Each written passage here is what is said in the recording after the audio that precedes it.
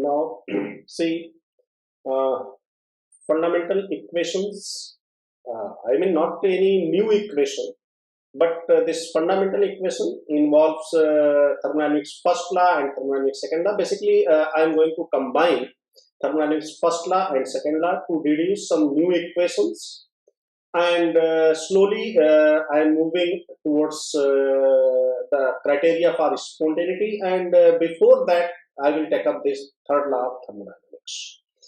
So see, uh, first law of thermodynamics, all we are knowing that delta E is equal to delta Q minus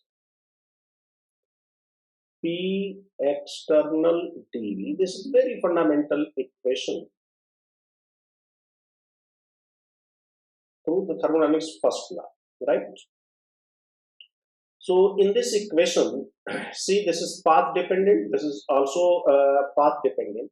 So we can replace this delta Q by thermodynamics first law, but before replacing this, we have to specify certain things, that the process is reversible. And expansion work I am considering here, expansion, right? Expansion work. So process is reversible and expansion work. So what changes we can do here? We can write here P external is equal to P gas. Basically we can write here P, and delta Q from second law of thermodynamics we can write here delta Q is equal to T ds. So this is equation 2. So here equality, because the process is reversible. So we can write here delta E is equal to T ds minus PD, right? Now see, this is the fundamental equation. And basically this equation demonstrates the reversible process, and it is always correct and valid for closed system, right? Closed system, and also applicable for irreversible processes, right? So don't worry, this I mean equation you can use for a closed system for irreversible process as well. So for closed system this is applicable for we have derived for reversible, but it is also applicable for irreversible, right, in a closed system. And now we can say that here E and T and S and P the pressure, and V. See, internal energy, temperature, entropy, pressure, and volume, right, are all function of state.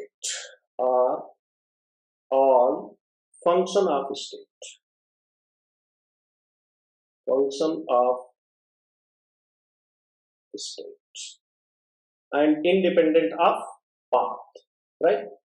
So in the beginning of this thermodynamics, in the internal energy, I have shown you that internal energy is the function of T, V, and N. I have showed you this relation. Now we can write here the best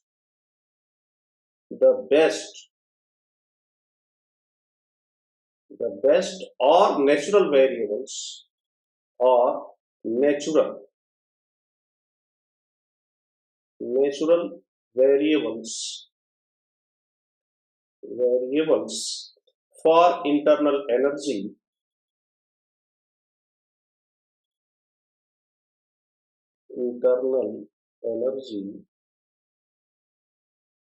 are S and V. Means what we have written here, we have started from here. Internal energy is the function of T, V and N.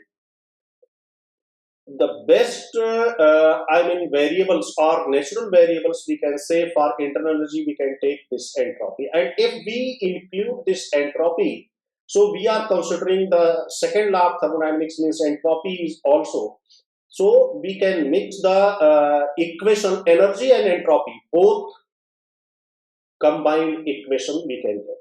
So we can write here E is the function of S and V, right? E is the function of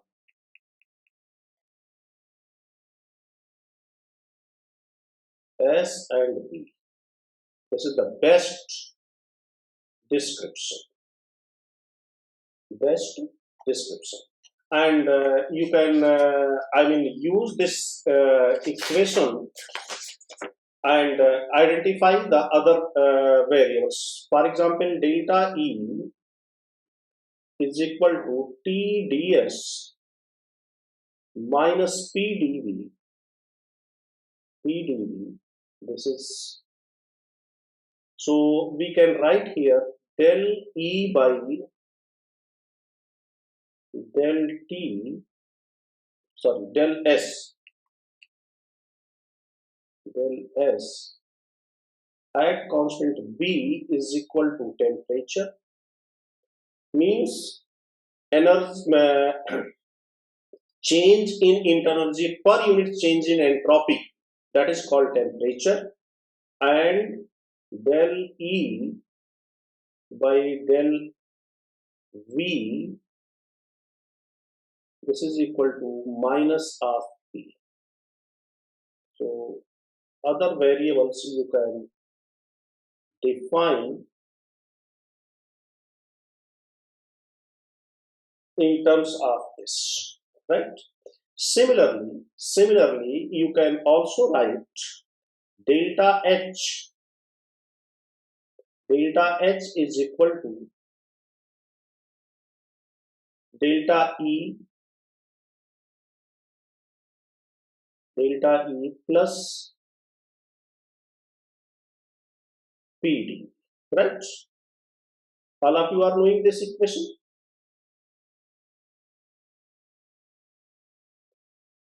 So delta E is equal to, you can write here TdS minus, we can write here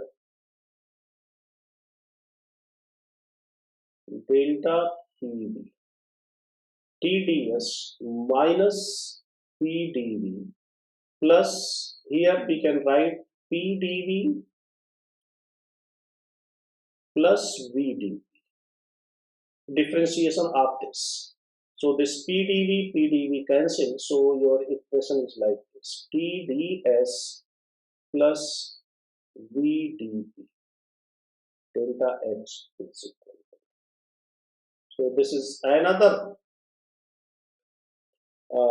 fundamental equation, because all these equations are very much important and they were used to explain the spontaneity, means Gibbs energy.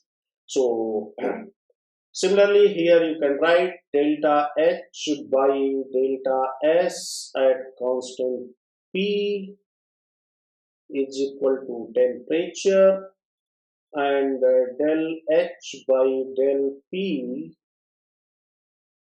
is equal to 1. Right? So this you can write. So all these are the important relations, and all are we can deduce from this thermodynamics first law and second law, right? So this is two important fundamental equations. One is this delta H is equal to TdS plus VdP, and one is delta E is equal to TdS minus PdV. And by using these two equations, we can use Helmholtz energy. We can derive, we can find Helmholtz energy or Gibbs energy, right? But before that, we will see thermodynamics third law. So these are the fundamental equations and fundamental, variables. Now see the third law, like second law, we have a different statement for third law as well. So I am taking first statement. See, as T approaches 0 Kelvin, right? As T approaches 0 Kelvin, delta S is equal to 0 for all isothermal processes in condensed phase, right? Means basically when T approaches 0 Kelvin, every matter exists in a solid phase. So basically, Nernst demonstrated that for solid phase, but in general he written condensed phases. So this is not much popular statement. This was given by Nernst in 1905. Now another statement which is more popular and more realistic. And basically this is the third law of thermodynamics, and this will help you to evaluate the absolute value, to calculate the numerical value of entropy or absolute entropy, you can say. As T approaches 0 Kelvin, entropy approaches. See here, in Nernst has suggested delta S is equal to 0, but here see Max Planck suggested that okay, as T approaches 0 Kelvin, S approaches to 0, not equal to 0, right? For every, see, there are very important keywords here. Chemically homogeneous means there should be no mixing. Substances in perfect crystalline state. And if anything violated from here, this entropy will not approach to 0. Means the entropy will be greater than 0, right? So this is the much more realistic statement for thermodynamics third law. Now we can check this validity of this by using our simple equation, as we know that delta S is equal to CV ln T2 by T1 plus R ln V2 by V1. This is a very general equation of entropy change. But if we put here T2 is equal to 0. So if we put here T2 is equal to 0, if T2 is equal to 0, so if T2 is equal to 0, so what we can write here, that CV, then CV ln T2 by T1 equals to minus infinity.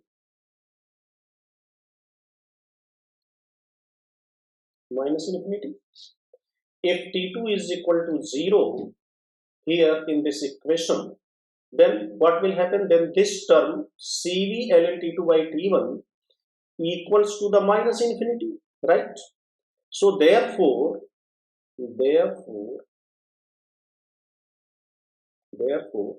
R ln V2 by V1 must be greater than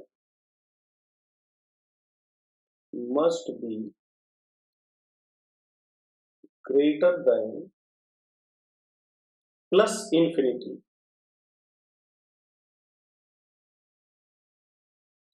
plus infinity, which is impossible.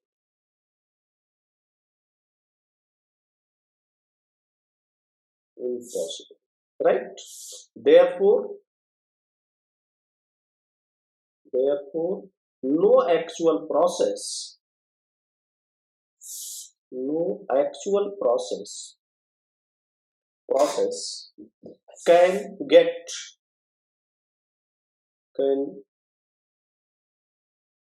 you to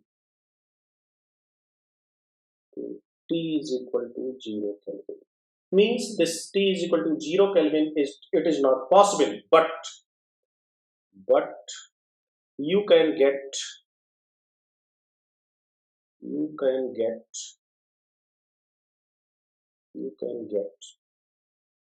very very close, very close to 0 Kelvin, right? So that's why this statement is written like this: as T approaches 0 Kelvin, not equal to 0 Kelvin. So T2 close to 0 but not 0. So entropy is what? Close to 0. And if it is perfectly crystalline and chemically homogeneous, then we can put it is equal to 0. If very small value is there, then we can take it is equal to 0, right? So this is the statement of third law of thermodynamics, right? So it is impossible. So third law, you can say that third law suggests that T is equal to 0 Kelvin, it is impossible. So if at some point of time it is asked that, okay, T is equal to 0 Kelvin, it is impossible, can we justify this with which thermodynamics law? So you can say by thermodynamics third law, right? So see some apparent variations, important point, some apparent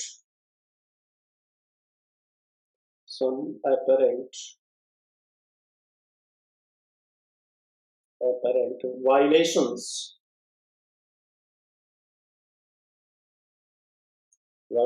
of third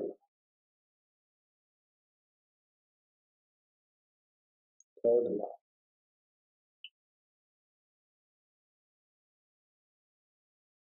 right? See,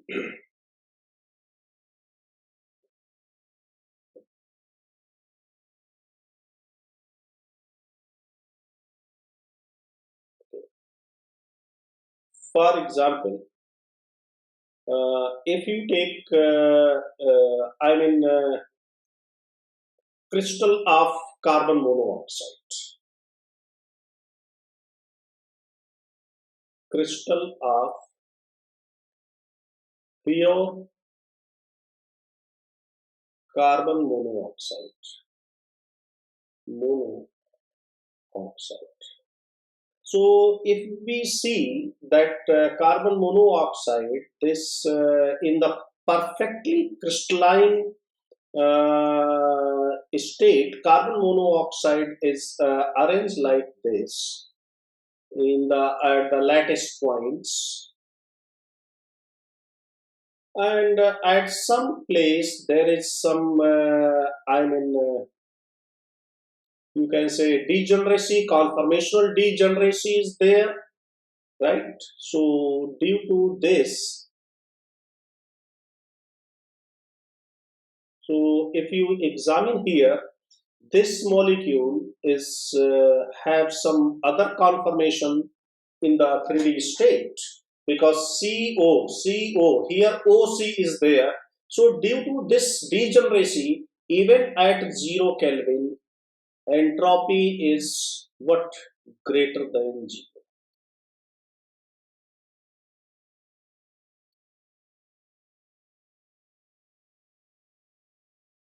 At, right?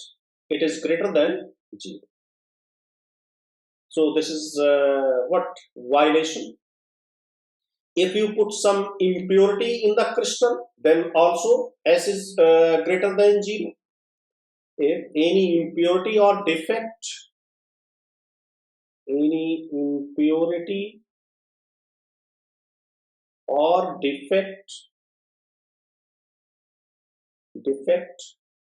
in crystal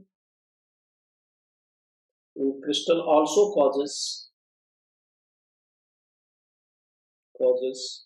what? S is greater than 0 at 0 Kelvin, right? And see, this is due to conformational degeneration, right? Conformational degeneration. And this type of degeneracy you can find in carbon monoxide, in nitric oxide like crystals. But if you take copper, if you take metal like copper, aluminium, sodium, in that case there is no degeneration. So for pure, homogeneous, and the crystals having only one kind of element, for that this is always true, right? So these are the certain, abnormalities, or you can say exceptions of thermodynamics third law. Now see how to calculate, this absolute entropy. How to calculate absolute entropy. So suppose that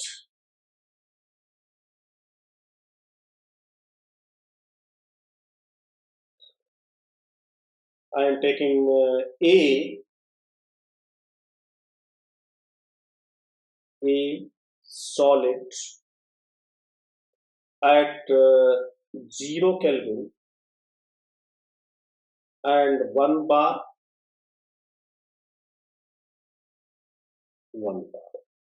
right?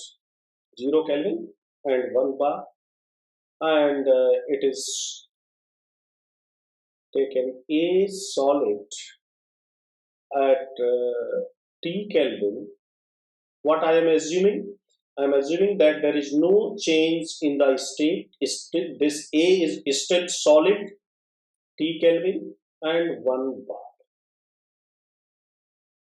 So what is the entropy change in this? So entropy change delta S is equal to, you can write 1 bar. So we can put here naught, and at T Kelvin minus at 0 Kelvin, this 0 Kelvin, this is equal to, this is initial state, this is final state, 0 to T Cp of solid dt by t, right? So now see this equation, and now you have to apply this statement. You have to apply this statement, Max Planck statement, that at absolute 0 entropy of a perfectly crystalline substance. So I am considering this a perfectly crystalline substance. So as per third law,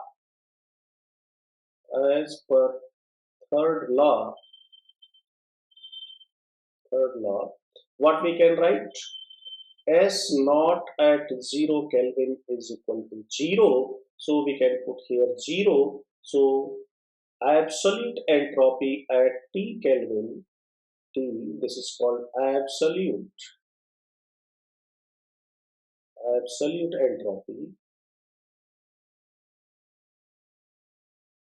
entropy. This is equal to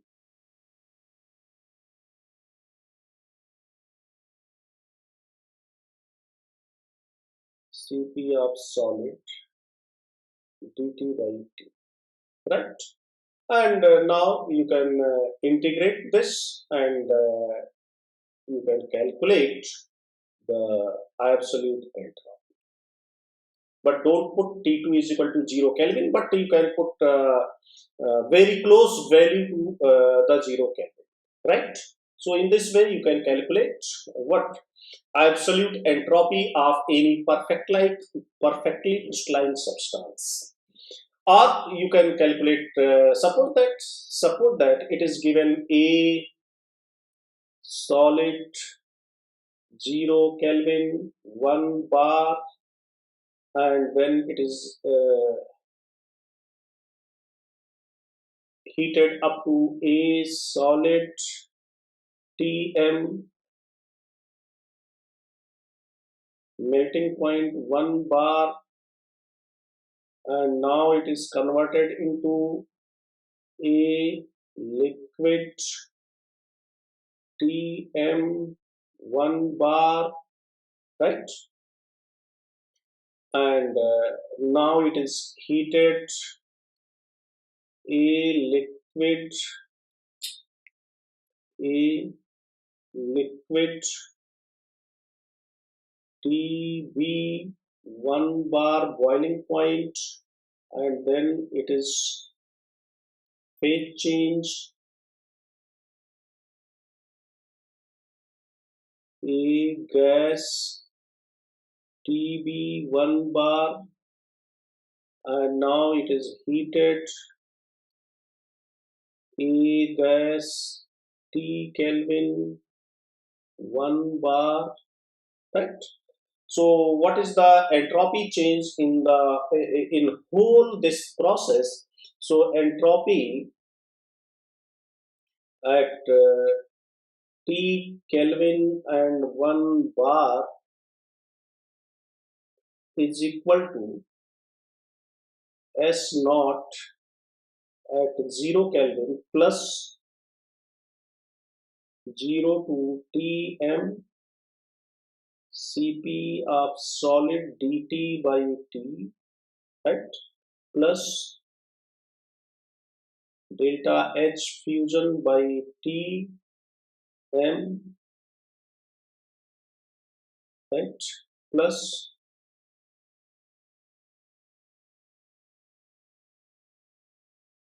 Tm to Tb Cp of liquid dt by T, right, plus delta H vaporization by Tb plus Tb to T Cp of gas dt by T. And this you can plot on the graph as well, right? So I think all of you are knowing this, and by definition you can put here 0, so you can plot absolute entropy versus all these functions. See how? See.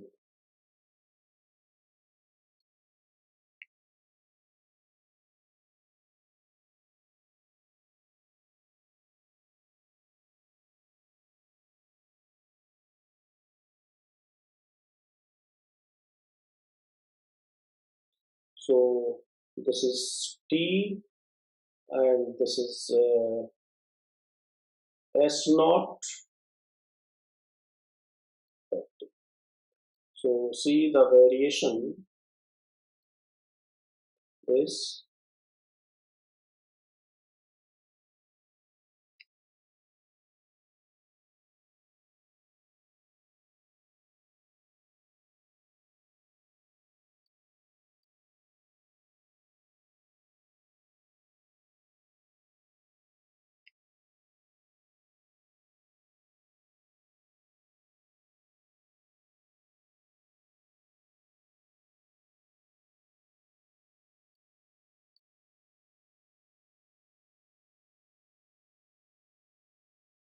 now see this is basically from here to here, this is Tm, and this is basically TB, and here solid melts from here to here, solid melts, and delta S is equal to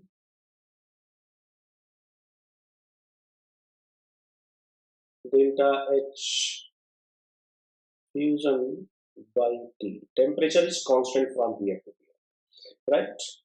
Entropy is increasing, but temperature is constant. Now see here, liquid boils,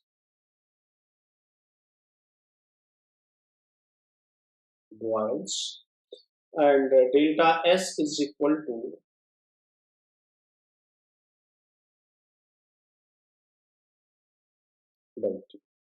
T M T. Here this increase is more than this increase, because when liquid is converted into vapor, the entropy change is more compared to when solid is converted into liquid, because randomness is proportionality will increase more, and delta S is equal to Cp dt dt 1 to 2 or whatsoever, Cp dt by T. This is for this region, for this region, for this region, and for this region. So this is the graphical representation of entropy change with temperature, right? And accordingly, the phase of matter is also changing, right? So this is all about the third law of thermodynamics and calculation of the numerical value of absolute entropy, right? Okay. Well, see, this is the last topic of this chapter, this lengthy chapter, but still many points which are not in your syllabus. I have not included those points here. I am strictly confining myself to your syllabus. See, although this is not mentioned in your syllabus directly, but it is very relevant to discuss about this. Criteria for spontaneous changes. As we know, we are talking about spontaneous changes right from entropy, but still we have some difficulty that in terms of entropy, if we want to explain the spontaneous processes or irreversible processes or natural processes, then our system should be isolated. Now that isolated condition, here we are going to eliminate.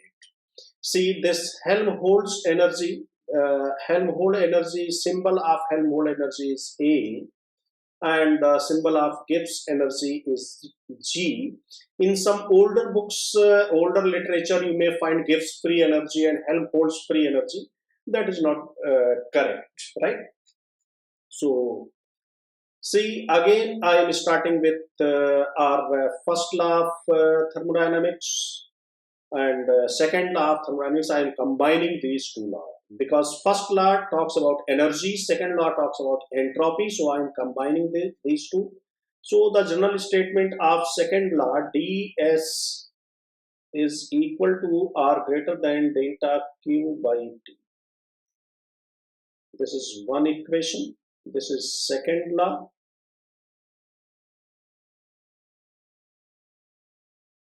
And first law is dE is equal to delta q plus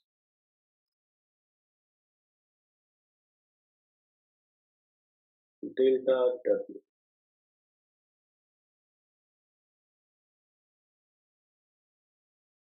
This is first law. Right? Now we can see here, I have considered here reversible and irreversible both. And see, this is a state function, so for reversible and irreversible, this is also valid, no problem, right? So we can write here dE uh, is equal to delta Q minus P external dV, right? We can write this by this equation, or we can write dE plus P external dV is equal to delta Q. Okay, so this is equation 3. If we consider here volume constant, right? Let the volume is constant, V constant. So if we take V constant, then what will happen? This term is 0. So what we can write here? dE and is equal to delta Q. And now from equation 1,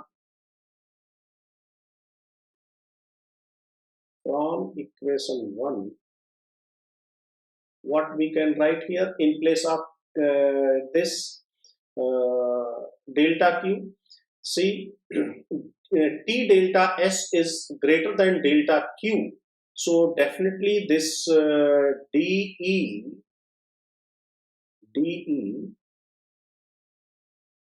is less or equal to T ds, right?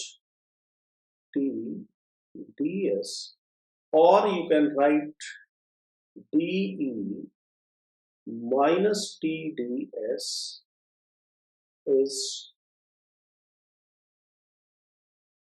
like this. And you know, equality for reversible process and inequality for irreversible process. So this is a very important generalization. So here T is also constant. So basically this relation we have written at constant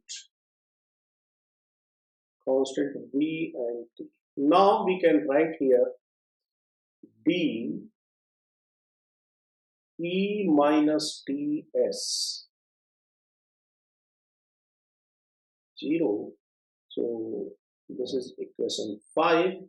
Now this E minus Ts, we are taking another thermodynamic function at this point of time, that is called A. So this is called dA at constant T and V if it is less than or equal to 0. So this is very important equation. If it is what? dA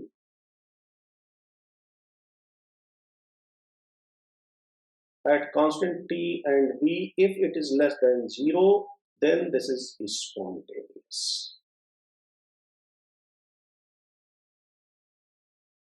And if it is dA at constant T and V, this is equal to 0, then this is at equilibrium.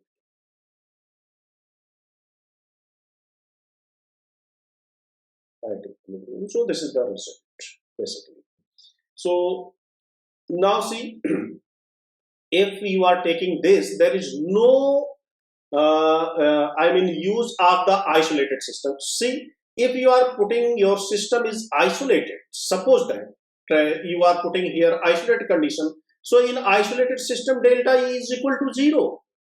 So delta E is equal to 0 means what? This TdS should be greater than 0. So that is the ds is greater than 0. So you can say that the entropy change can explain the spontaneous processes, but only in the isolated system. So here we are not using condition of isolation, right? If your system is isolated, then this delta E is equal to 0. So delta E is equal to 0 means the ds is greater than 0, mean the process is spontaneous. So here that constraint we have removed. So in terms of Helmholtz energy, if change in Helmholtz energy is less than 0 at given temperature and volume, then this is spontaneous, and if it is equal to 0, then this is at equilibrium. But see, we are well aware that we do not have this constant volume process. They are, I mean, not much realistic process. Realistic process are this constant pressure systems. So we can use Gibbs energy in place of this. So basically, the Gibbs energy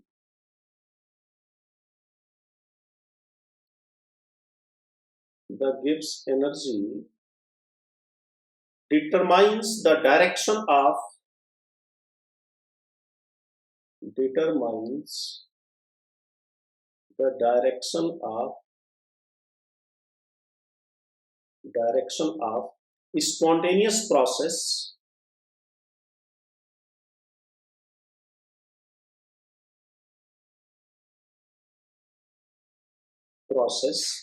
for a system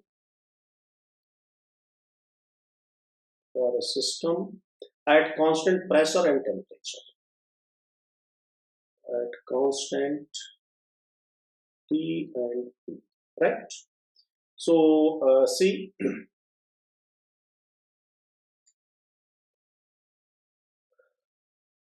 again the same equation we are going to use here.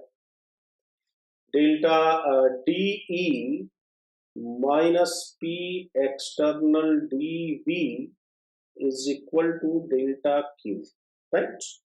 Is equal to delta Q. So this is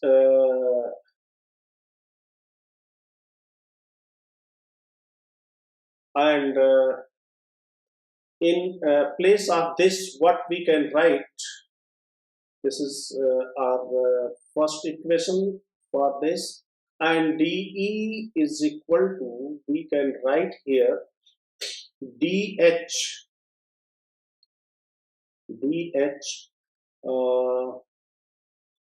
minus PdV plus VdP, right? We can write this. Hopefully all of you are knowing this equation. dH is equal to dE dE plus delta PV. So dH minus this is equal to this.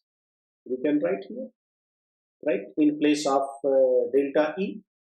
So we can write here delta E is equal to delta H dH minus PdV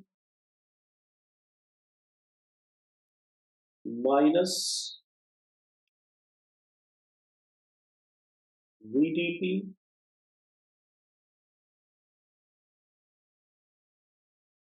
right, and now see there is I mean mistake here. This is plus, not minus, right? So PdV minus VdP plus PdV. Basically, what P we are taking here, that is P external, is equal to delta Q, right? So PdV and PdV cancel. So what we have here, dH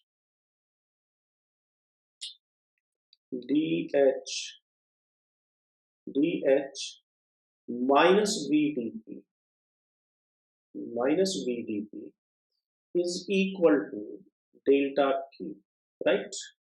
So this is equation 3. Now see, Gibbs energy at constant T and constant P. So if pressure is constant pressure, so this term is 0.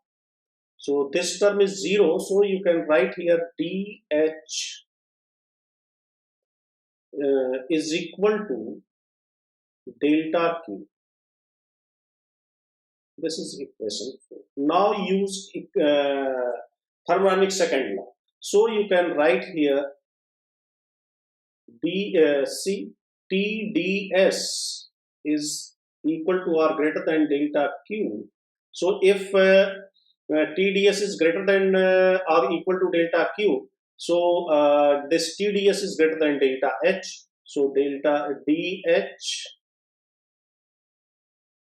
TDS, right? So you can write here DH minus TDS, right? So you can write here DH minus TS. This is 0, equation 5, and you can write G is equal to H minus TS. This is new function. This will give a new function called Gibbs energy. So now you can write dg at given T and P is less than or equal to G, right? And if delta G at given T and P is less than 0, then spontaneous, and this time this T and P basically it is the pressure and temperature of external, right? If dg at given T and P is equal to 0, this is at equilibrium, and if delta G, T and P it is greater than 0, then this is non-spontaneous, means not feasible process, non-spontaneous, and this is irreversible as, and this is a reverse. So finally we have this Gibbs energy function, which absolutely explain the spontaneous processes for simple systems what we are doing in the laboratory. No restriction of isolation and other things, right? So this is all about Gibbs energy. So remember one thing, that at equilibrium,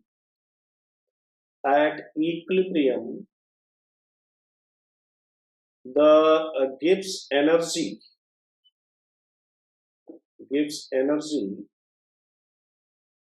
of system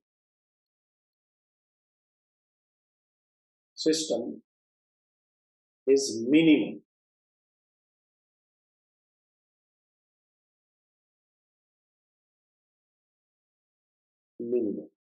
But change of Gibbs energy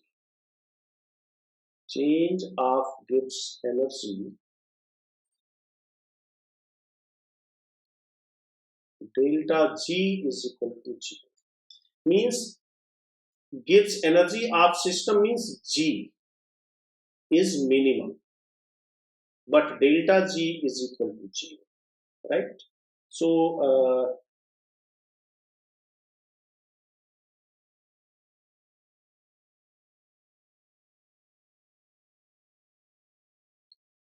this is time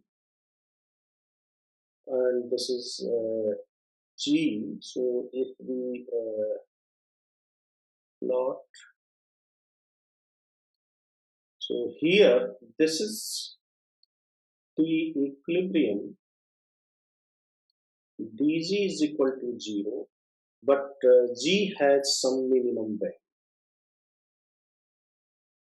At this point, G has some minimum value for any reaction, right?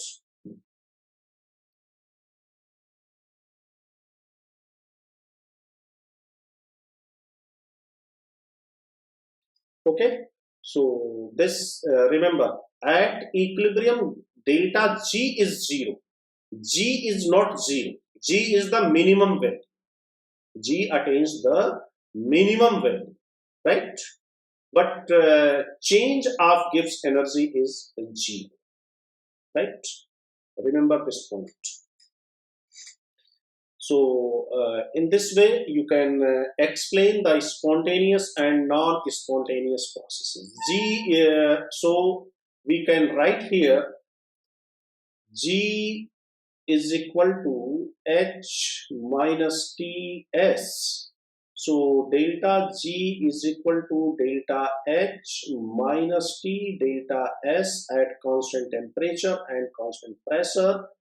And in this equation, all the terms what we are using here, all are with respect to the system. There is no, thermodynamic term here which belongs to the surrounding, right? Which belongs to the surrounding. So this equation, see, this is called thermal energy. Thermal energy. This is thermal energy. This whole term is called random energy.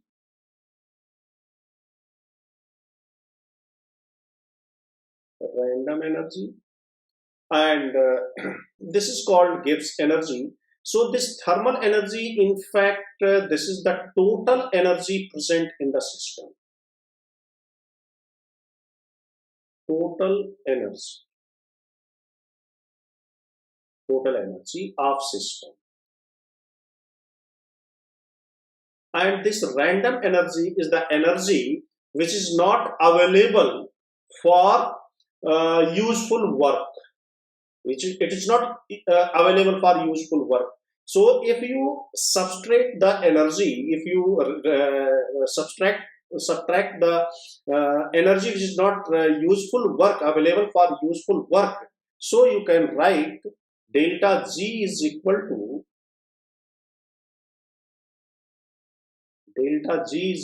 to delta H minus T delta S, and this is equal to energy available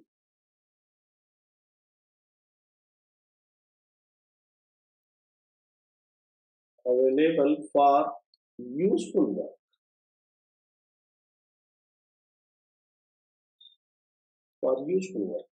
So this is the reason why sometime if you take delta G by delta H ratio for any reaction, then this ratio is called efficiency of that reaction.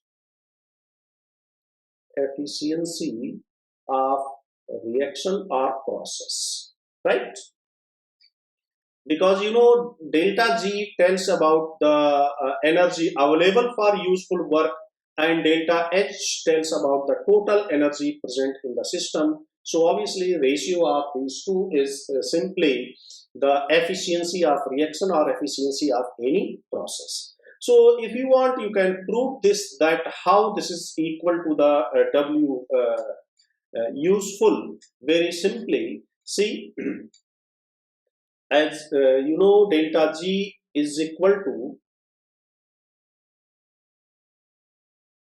in place of delta H, you can write delta E plus PV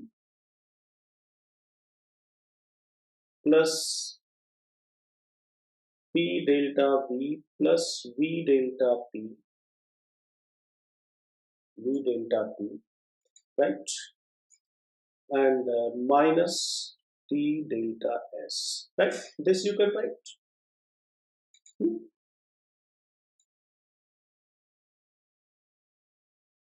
Or not. Delta G is equal to, I have replaced this, delta H is equal to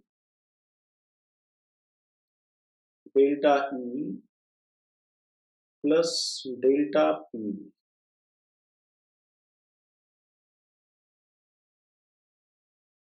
Right? Now I am replacing this delta E. Delta E is equal to, we can write what? Delta Q plus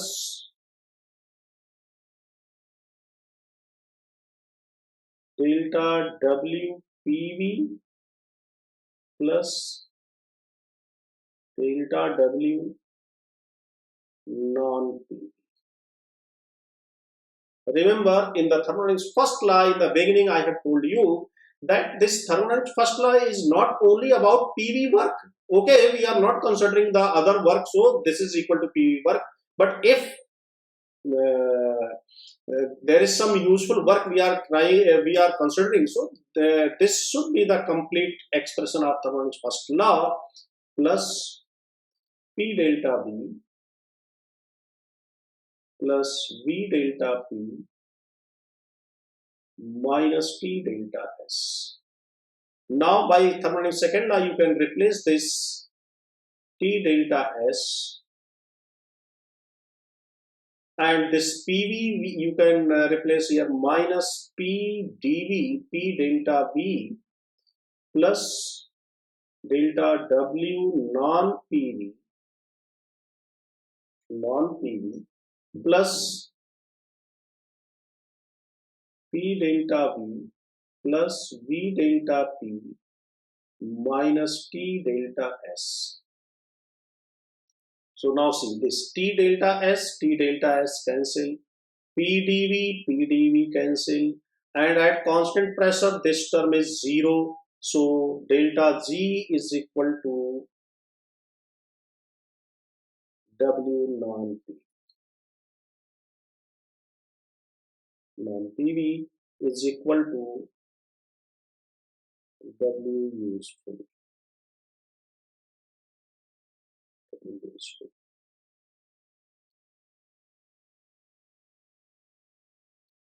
Right? So this Gibbs energy is basically this will tells about the amount of energy available in the system for useful work. Clear? So now see delta G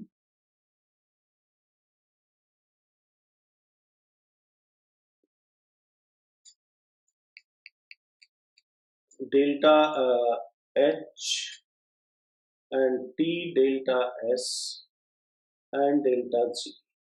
Suppose that for any reaction delta H is negative and delta S is also negative, right? So you always focus this equation delta H minus T delta S. So delta H is negative and T delta S is also negative. So this negative positive. So this time the role of temperature is important. Delta H negative means energy is favoring for the spontaneous process. Delta S is negative means entropy is opposing that process. So this time if you take T high,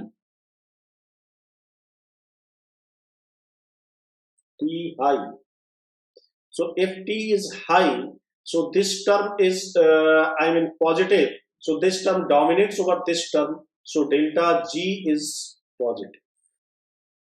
And the process is non-spontaneous.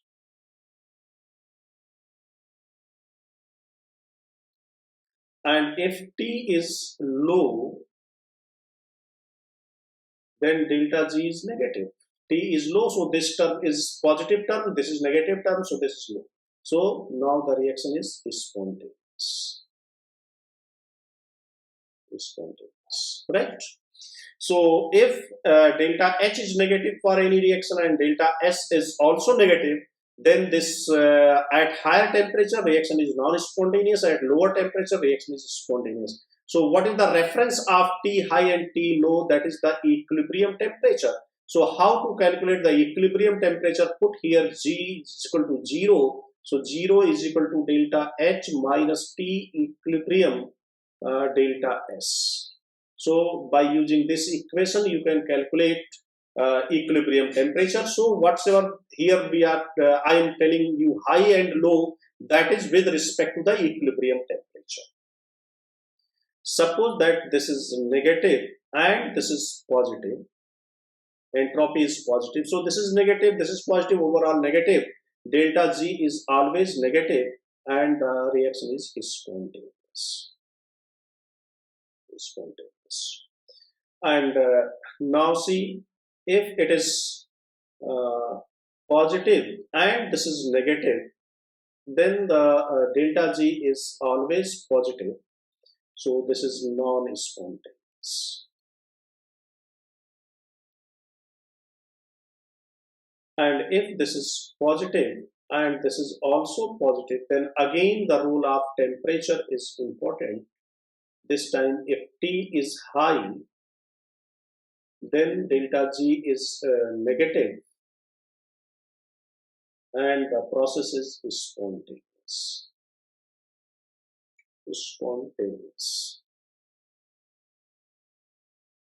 And if T is low, then this is positive and this is non-spontaneous.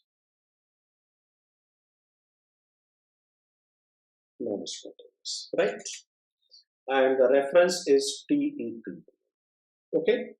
So by this you can explain the spontaneous and non-spontaneous processes in terms of delta G. Basically, delta G is the god of chemists, right? If delta G okay, then reaction will happen, and if delta G opposes for anything, reaction will not happen, right? So G for God and G for Gibbs energy. You can compare. Okay.